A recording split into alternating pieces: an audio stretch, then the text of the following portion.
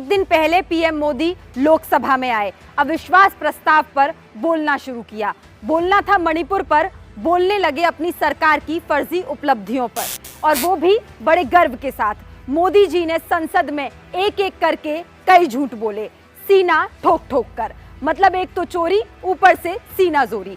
हम बताते हैं कि मोदी जी संसद में कैसे झूठ बोल रहे थे और उनके सांसद टेबल थपथपा रहे थे। मोदी जी ने बेशर्मी से पहला झूठ एलआईसी को लेकर बोला। डींगे हाँकते हुए मोदी जी ने कहा कि उनके कार्यकाल में एलआईसी मजबूत हो रही है। अब इसकी सच्चाई जानिए। देश की सबसे बड़ी बीमा कंपनी एलआईसी एक साल पहले मई 2022 में सरकार ने भारतीय जीवन बीमा निगम में अपनी 3.5% हिस्सेदारी बेची। आईपीओ लॉन्च किया। एक शेयर की कीमत रखी गई 902 से 949 रुपए। शेयर लिस्ट हुआ 867 रुपए, यानी कि 9% डिस्काउंट पर। बीते एक साल में शेयर 530 रुपए तक लुढ़का। मीडिया रिपोर्ट्स के मुताबिक इस शेयर ने निवेशकों के 2.5 लाख करोड़ रुपए डुबो दिए। अब बताइए कहां से मजबूत है? ये मोदी जी के महंगे चश्मे का कमाल है कि उन्हें बुरी तरह से डूबने की कगार पर खड़ी एलआईसी मजबूत दिख रही है।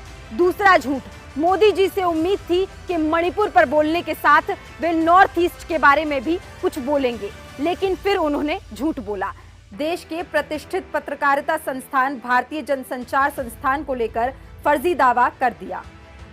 मोदी जी ने संसद में बेशर्मी से कहा कि उनकी सरकार के कार्यकाल में नॉर्थ ईस्ट के मिजोरम राज्य में भारतीय जनसंचार संस्थान आईआईएमसी खोला गया। लेकिन सच्चाई ये है कि 2011 में जब मोदी जी केंद्र की सत्ता में नहीं थे, तभी मिजोरम में आईआईएमसी खुल गया था। मिजोरम में आईआईएमसी 8 अगस्त 2011 को ही खुल चुका था और उस वक्त देश में कांग्रेस की सरकार थी।